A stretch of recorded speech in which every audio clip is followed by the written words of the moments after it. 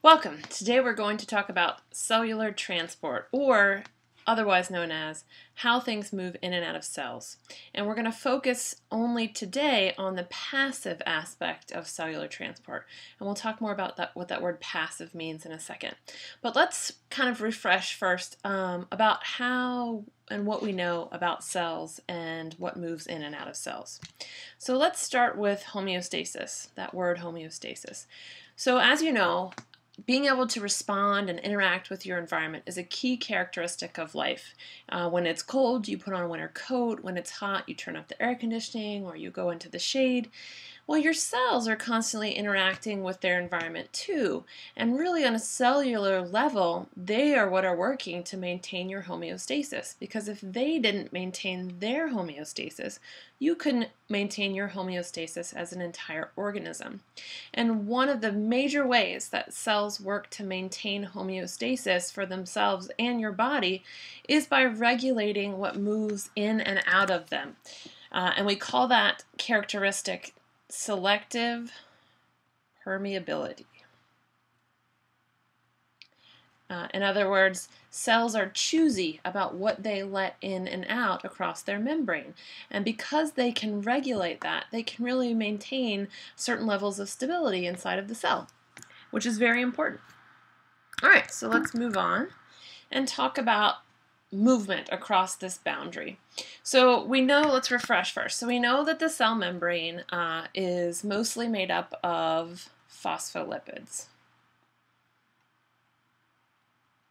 We have some molecules of protein in there, and we have some cholesterol, but mainly we have this phospholipid, and it is arranged in two layers.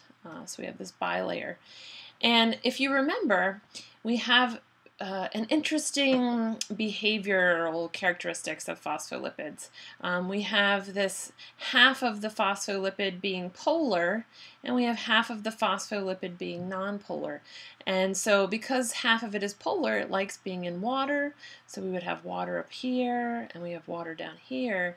And then the tails, which are nonpolar because they're a lipid, are hydrophobic. They don't like touching the water, so they end up pointing in towards one another so they don't have to touch that watery environment. And because of this fact, because these molecules arrange themselves into this layer, it really acts like a boundary. Because what happens is there are only certain molecules that can go all the way through those phospholipid molecules. So we have this cell, okay, and the cell is not impenetrable. We know that. There are things that have to go in and out, and the types of things that need to go in. So what kinds of things do cells need to take in? And you can think of cells like little living organisms. So they're going to need, of course, to have food. They're going to need to have carbohydrates for their food, sugars, proteins, and by food I mean nutrients, building blocks for your cells to make molecules. Then we also have amino acids, smaller building blocks of macromolecules, lipids. Then we have some salts we might need. We might need Na, we might need Cl. Ions, we need O2, oxygen, so that we can do cellular respiration in our mitochondria. We need water. And then what are the types of things that cells need to get out? So cells need to get out waste, and that can take the form of ammonia or salts. CO2 is a byproduct of cellular respiration, and we also have to relieve the cell of excess water sometimes. So we have a lot of waste products that end up forming in cells. So the cell membrane, the only couple things that can go through that are things that can fit through this phospholipid bilayer and go through those tails. And so not all of these things fit that description. So that's an important aspect here. Because we have to move materials in and waste products out, we have to do so in very specific ways. So we have two basic types of cellular movement. We have what's called passive transport, and I like to think of that as you tubing down the James River. And the reason I say that is because passive transport, the two biggest aspects of passive transport is it doesn't require cellular energy, requires no energy from the cell, and we are moving down a concentration gradient. And I'll get back to that idea in a second. So down the concentration gradient. Whereas the opposite here of our passive transport is our active transport. And active transport, as I said, is kind of opposite concept, and it does require cellular energy, and we now know that cellular energy is ATP. And here we're moving against a concentration gradient. And we'll talk about, again, that concentration gradient in just a second. So that would be like you swimming upstream in the Rivanna or the James River instead of you floating lazily down with the current. You're swimming against the current in active transport. So both of these are important to cells. Both of them are essential to a cell maintaining that homeostasis, but they both move different things and in different ways. So let's talk more about that. So passive transport. So like we said, passive transport is not using energy from the cell, so it does not require this ATP molecule. And it's made possible by a concentration gradient. And I would also say, in addition to a concentration gradient, it's also made possible by random motion of molecules. And I'll talk about that in a second too, but I want to make sure that you have that in your notes. That molecules have this random motion, and because of that, they tend to like to spread out from one another. Okay? So let's talk about this idea of a concentration gradient. So concentration, you can think of concentration as the amount of a substance in a given space. So think about the concentration of cars on 29 North, think about the concentration of students versus teachers in Charlottesville High School. So you can have lots of different concentrations of something, but you have to say what space that concentration occupies. So let's think about this concentration gradient concept in terms of a room. So let's say we have this room here. And this room is sectioned off into two halves. So we have half one and we have half two. And in this room we have a bunch of tennis balls. And these tennis balls are bouncing because of the random motion of molecules, that all molecules have this kinetic energy. So these tennis balls are bouncing against the walls and bouncing, bouncing, bouncing. And on one side of my room I have way more. So I have a high concentration over here. And on the opposite side of the room, I have a really low concentration of tennis balls. So the tennis ball concentration would stay the same as long as I have this boundary that is impenetrable, cannot be moved through. Okay, so say suddenly that I open a door between these two halves of my room. So when I open this door, suddenly some of the tennis balls, as they hit against one another, are going to be able to move from one side of that room to the other side of that room. So eventually, over enough time, that concentration is going to move from a high concentration over here and a low concentration on this way to what we call equilibrium, or an even amount of a substance across a space.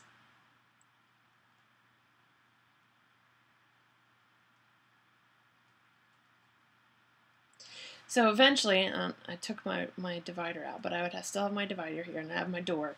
Eventually, those tennis balls, while they're still moving, we would have roughly, at any given moment, an equal amount of tennis balls on side one versus side two. So really, what happened was my tennis balls went from where there was a high concentration to where there was a low concentration. Okay? So keep that in mind here as we move through. Okay, so we have two different types of passive transport. So I would like for you to write, types of passive transport, and I would like for you to actually number them as 1 and 2.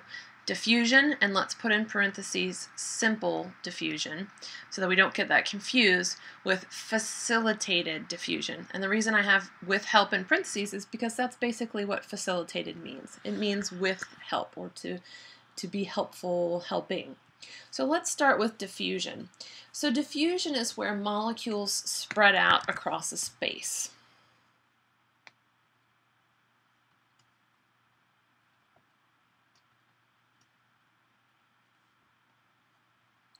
And when molecules spread out across a space, they're going to be doing so. By going from where they are high in concentration to where they are low in concentration, just like that tennis ball example. So molecules are spreading out across a space, moving from a high concentration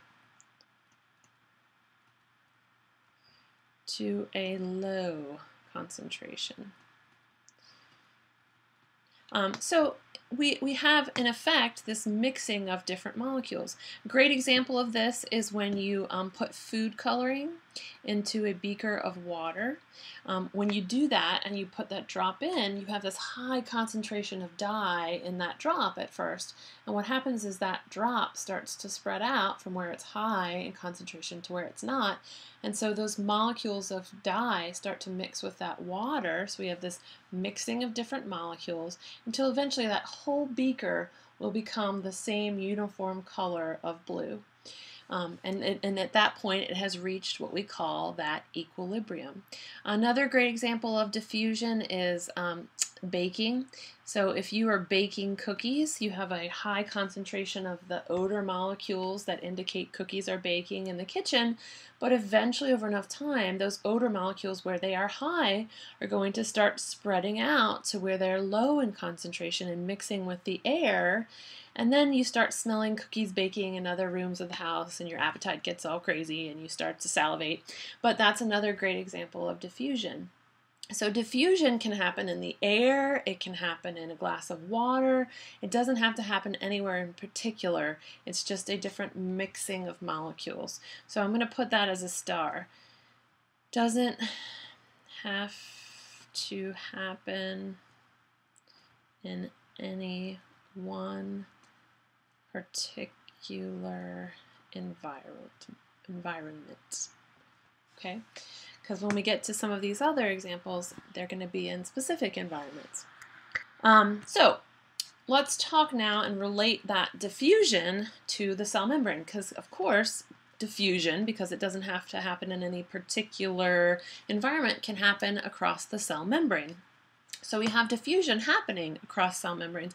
And what that means when we talk about it in terms of the cell is diffusion is happening through the phospholipid bilayer. In other words, a molecule is going straight through those phospholipid tails. So what can do that? So lipids can do that because lipids are nonpolar, and that means that they can go through these phospholipid tails and be okay. Sugars, though, are blocked. Sugars have polar regions and they're larger and they cannot diffuse through the bilayer because they're either too big or they're polar and the tails block them. Amino acids, again, also because they have regions of charge, they can't go through. Water can go through. Salt cannot. Ammonia cannot. So really the molecules that cannot get through directly, so what can't get through, are large molecules and polar molecules. And what can diffuse then is small and non-polar. Okay, so maybe write down some examples of each of those. Okay, so what can't go through? Amino acids, sugar. What can go through? The lipids, the water. Okay, so that you have an example of each of those things. So you know that water is very important to life. You know that you are made up primarily of water. It's the #1 molecule in your body. So because it's so important, we talk about water differently when we talk about passive transport. So there is a very special case of diffusion that is called osmosis. So let's put that in parentheses. We're going to put a special case of diffusion. And the reason it's so special is because it is the movement of water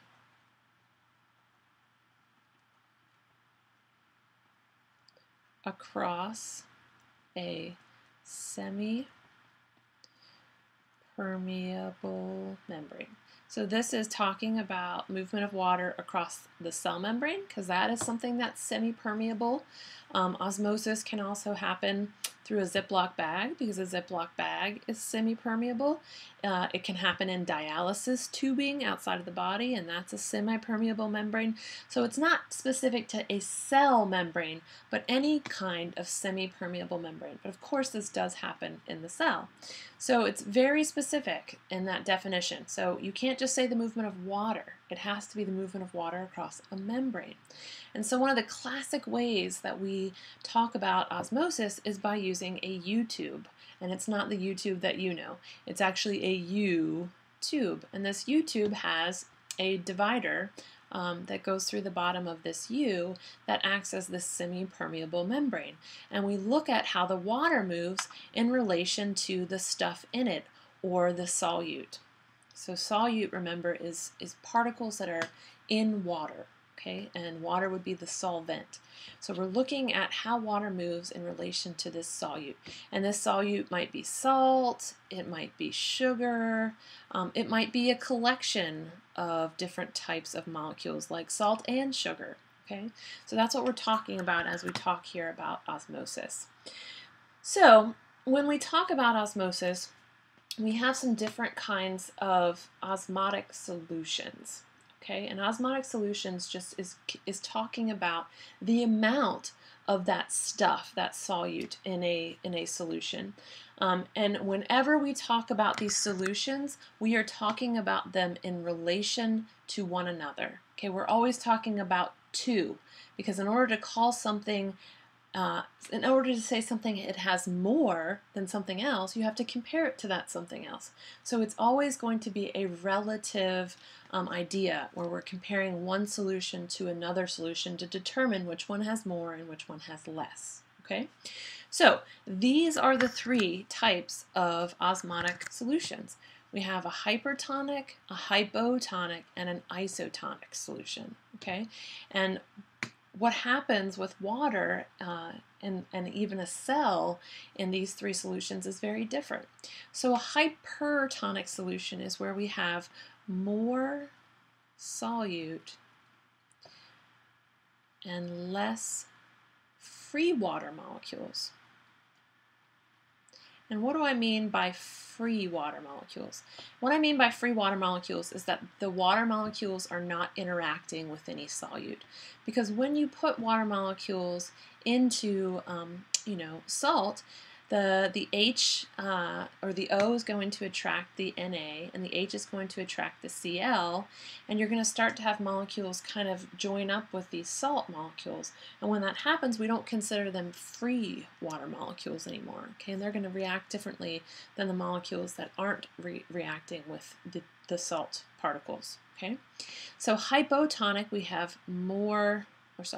less solute and more free water. Again, that's because we're comparing it to something else. And isotonic is where we have equal amounts of solute to water, to free water. Okay, so let's look at these in terms of what it would look like as a picture. Okay, so again, we're always going to be comparing two different. So we have two different solutions here. We have them separated by a semi-permeable membrane. So we have these spaces where molecules or water can go through. And most of the time when we're talking about this, the solute particles aren't going to be moving because they're too big to go through the membrane. So what moves is the water. So here, this would be our hypotonic solution, because we have less solute than the other side, and we have more free water, which is all of this blue space. Over here would be the hypertonic solution, because compared to the other side, we have way more solute molecules, And we have, because we have more solute, we have less of this blue space, so we have less free water. So we have identified our two solutions. Okay, so let's look at what happens when we put a cell into these kinds of solutions, because that's going to be interesting. So again, remember, it's all relative. So if I'm looking at this beaker and I have two solutions here, okay, I have a solution that is here and I have a solution that is inside the cell. And so I'm going to look at these two solutions in relation to one another. So looking at this, which one of these solutions would be hypotonic and which one of these solutions would be hypertonic? So this solution is going to be our hypotonic because we have way more water here, all this blue, and a few molecules of solute, whereas inside of the cell we have way more of the stuff, the solute, than we would have water just by looking at it. Okay, so again, it's relative. I'm comparing this solution to this solution to be able to tell which one is which. So here we have a blood cell. Okay, blood cells look like little donuts. And this blood cell, let's say this blood cell has a 5% NaCl concentration. And here, this solution also has a 5% NaCl solution. So because we have these two solutions with equal amounts of solute and water, then this solution is going to be isotonic. And what happens in an isotonic solution is that water flows in and out of the cell equally. So let's put that. Water flows in and out of the cell in equal amounts. And I would draw this picture with the beaker in your notes so that you have it and label it well, because you're going to see a lot of these problems, and you may even see one on the test, wink wink. So water flows in and out of the cell in equal amounts, and that means that there's no overall change in the cell size. So the cell's going to stay the same size. Okay, so we have our nice little donut staying as a nice little donut here. Red blood cell stays the same. Okay, let's look at our next one. So next, we have a hypotonic solution. And if you remember, hypotonic means that we are dealing with a solution that is in comparison to something else. It has less solute and more free water. Okay, so hypotonic solutions are something that little paramecium have to deal with all the time. Because paramecium have a lot of stuff inside of them, they have salt and they have sugar and they have ammonia and all different kinds of solute. They usually have a higher concentration of solute on the inside than they do on the outside. So we have a 10% solute here and a 5% solute there, then there's going to be more free water molecules on the outside, and water is going to constantly be coming into their bodies through their membranes. And so they have what's called a contractile vacuole, which we talked about before, and contractile vacuoles are an evolutionary adaptation that these paramecium have developed to make sure that that water doesn't accumulate enough so that they burst. Contractile vacuole. And so this contractile vacuole is constantly pumping. So here we have open and here we have it pushing out into the star shape, pumping out excess water to make sure that the paramecium stays nice and happy. Plant cells love to be in hypotonic solutions because it means that they have a ton of water in their central vacuole, and that means that their central vacuole is pushing that cell membrane up right against the cell wall, and that plant cell is nice and firm, and that means that that plant structure is nice and firm, and that plant is happy and not wilted. Okay, so plants prefer to be in a hypotonic solution. They love when you water them because you're just bathing them in this hypotonic solution and making sure that they're happy. All right, so let's look again here. Oh, and the contractile vacuole, It takes ATP to work, of course, because it's using energy. So here we have a hypotonic solution, so let's label it here. So we have, let's say, 5% NaCl here, and let's say this cell, this red blood cell, has 10% of NaCl. So that means that this solution is the hypertonic, so in the blood cell, and then the hypotonic solution is what the cell's sitting in. So what happens when a cell is sitting in a solution that has way more free water? Well, water is going to do what it does in osmosis. It's going to move from an area where it's high in concentration, so we have a lot of free water, to where it is low in concentration inside the cell. So what's going to happen here is that all that water is going to rush into the cell, and it's going to cause that cell to swell. So here we have more solute inside the cell and more water outside the cell. So what's going to happen is water will enter the cell, and what's going to happen is the cell will swell. So let's draw our water going into the cell, and you need to make sure that you know in a hypotonic, think about the big O in hypotonic, the cell swells. So hypo, we have a cell swelling into a big O. Okay? All right, and then that's what a red blood cell looks like when it's swollen. It doesn't look like a donut anymore. And if something doesn't correct that situation, that cell could actually burst, explode, rupture, which is bad news. All right, so the last one we have is the hypertonic solution. And again, hypertonic, we have more solute, so more stuff, and we have less water.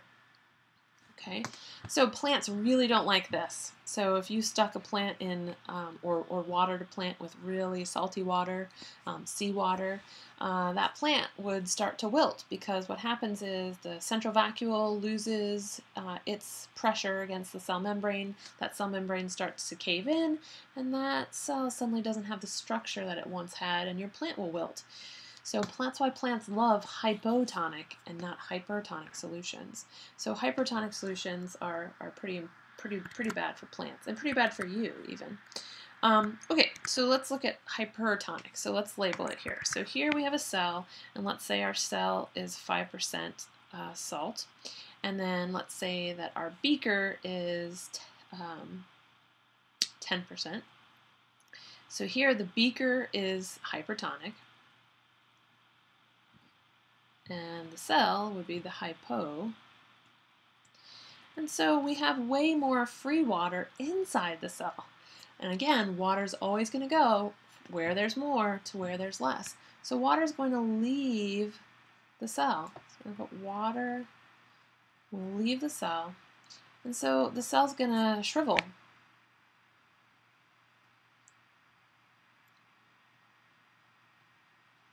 And it gets these pointy-like structures. It starts to look kind of weird. And it'll continue to shrivel and shrivel, and it may even die if it's not being able to do what it needs to do in terms of getting all those nutrients in and getting the water it needs in to do all of its chemical reactions. So this is why if you're stranded on a desert island, you shouldn't drink seawater. If you drink seawater, you're basically just bathing all of the cells of your kidneys and your stomach and anything in between in this hypertonic solution. And what happens is that hypertonic seawater is going to start to pull all the good water out of your cells, and you're going to pee all that water out. So it's going to make you really dehydrated. It's going to dehydrate you much faster than if you didn't drink anything at all. So being stuck on a desert island, you need to either learn how to catch your own rainwater or not drink seawater and hope you get rescued, because salt water won't do it. And this is an important aspect. You can think about this in terms of a lot of things. It's why when we can food and you know, to make sure it's safe, we put a lot of sugar. We put a lot of sugar because that creates a hypertonic solution that bacteria have a hard time living in, because that bacteria, the water will start to leach out of that bacteria cell into that solution, and the bacteria will die. So this has a lot of applications in biology, and it's really applicable to life. So it's good stuff to know. So hypertonic cell will shrivel. Okay, and it starts to look like that, not a donut anymore. So let's look at this problem here. So we have a beaker, and we've created a cell, and I put this in parentheses or quotations because it's a dialysis tubing, which acts like a cell membrane, and we've tied it at the top here, so it's an enclosed boundary, but it's semi-permeable, so it can let water in and out. We have this osmosis going on. And we've put some solute inside of the cell, and we have some solute in the beaker or the environment. So inside of the cell we have 0.03 moles of sucrose, and we have 0.02 moles of glucose.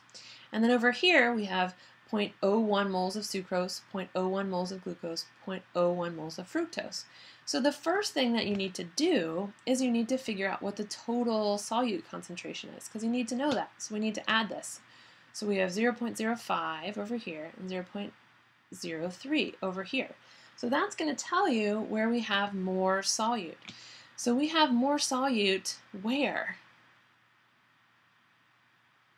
That's right, we have more solute in the cell. So this is going to be our hypertonic solution. And that means that relatively, this is going to be our hypotonic solution.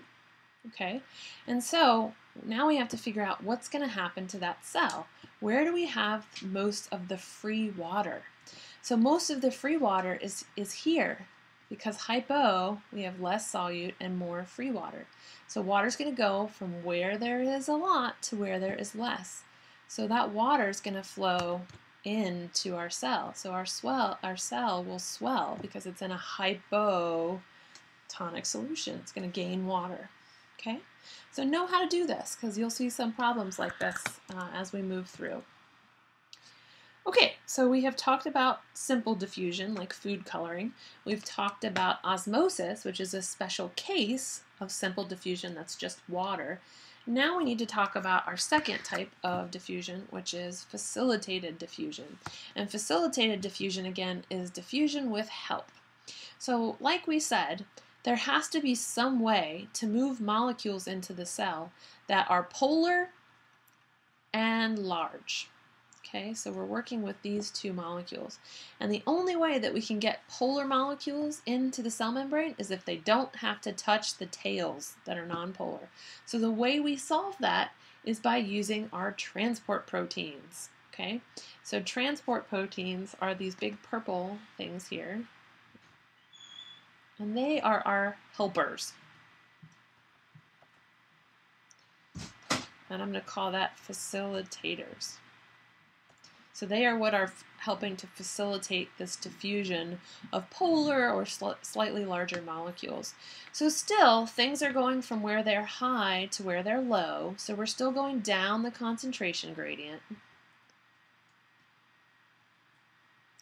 And we are still, no energy is involved. So no energy from the cell, no ATP, because this is still diffusion. And anytime you see that word diffusion, you should think no energy. It's passive. So what happens is these transport proteins have a little hole. The molecule that needs to be moved through just drops through that hole, and because it's in the protein, it doesn't have to touch the tails of the phospholipids. So it's a perfect little tunnel, perfect little shield for that molecule to get into the cell. So it's a great way for us to make sure that we can move in molecules. We have two types of transport proteins, two specific types. The first type is called channel proteins, and the second type is called carrier proteins. The only difference is that channel proteins don't change shape. And so they are the proteins that simply have a hole, and molecules are just dropping through. Carrier proteins change shape.